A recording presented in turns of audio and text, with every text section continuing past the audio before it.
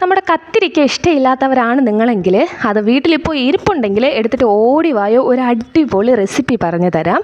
കത്തിരിക്ക ഇഷ്ടമില്ലാത്തവരാണ്, കഴിക്കാത്തവരാണെങ്കിൽ കൂടി ഒരു പറ ചോറ് കൂടുതലുണ്ണും, ഞാൻ ഗ്യാരൻറ്റി.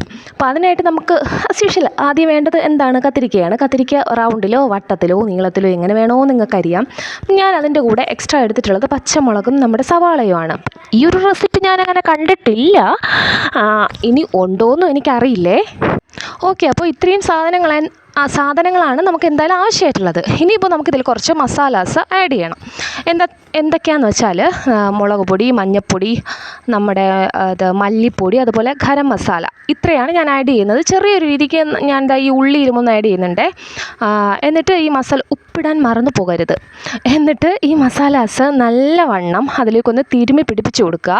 ഇതിലിപ്പോൾ നമുക്ക് ബ്രിഞ്ചോളിൽ കുറച്ച് വെള്ളം ഒഴിച്ച് തിരുമാം, പക്ഷേ സവാളയിൽ വെള്ളമൊന്നും വേണ്ട, അതിൽ നിന്ന് തന്നെ വെള്ളം വന്നോളുവേ. ഒരു 5-10 മിനിറ്റ് റെസ്റ്റ് ചെയ്യാൻ വച്ച ശേഷം നമുക്കിത് നന്നായിട്ടൊന്ന് ഫ്രൈ ചെയ്തെടുക്കാം. ഡീപ്പ് ഫ്രൈ നിങ്ങൾ ചെയ്യണ്ട.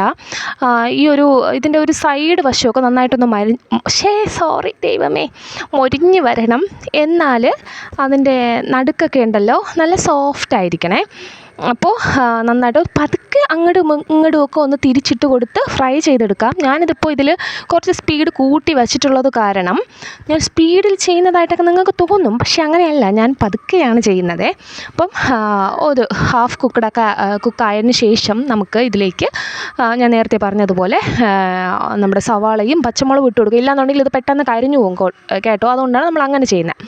അപ്പോൾ ഇതും കൂടെ ഇട്ട് കൊടുത്തിട്ട് പതുക്കെ വീണ്ടും ഒന്ന് തിരിച്ചും മറിച്ചും ഒക്കെ ഇട്ട് നമുക്കിതൊന്ന് വേവിച്ചെടുക്കാം. ഒരു 10 മിനിറ്റ് കേട്ടോ മാക്സിമം. അതിനുള്ളിൽ തന്നെ നമുക്കതൊക്കെ നന്നായിട്ട് റെഡിയായി കിട്ടും.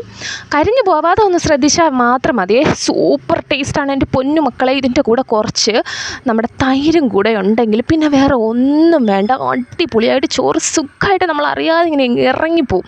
വേറെ ഒരു കൂട്ടാനും ഇല്ലയെന്നുണ്ടെങ്കിൽ നിങ്ങളിങ്ങനെ ചെയ്ത് നോക്കും കേട്ടോ. ഞാനിതിപ്പോൾ ലാസ്റ്റ് വന്ന പച്ചമുളകില്ല നന്നായിട്ട് മൊരിയാത്തത് കൊണ്ട് ആ ഒരു എണ്ണയിലിട്ട് അത് മാത്രമായിട്ടൊന്ന് മൊരിച്ചെടുത്ത് അത് കഴിക്കാൻ നല്ല ടേസ്റ്റാണ്. അപ്പോൾ ഇങ്ങനെയാണ് ലാസ്റ്റ്. കാണുമ്പോൾ തന്നെ അതിൻ്റെ മണം, എൻ്റെ പൊന്നെ, ഒരു രക്ഷയില്ലാത്ത മണവും ടേസ്റ്റുമാണ്. സൂപ്പറാണ്. നിങ്ങൾ എത്ര കഴിക്കാത്തവരാണെങ്കിലും കഴിച്ചു പോകും, അത്ര ടേസ്റ്റാണ്. ട്രൈ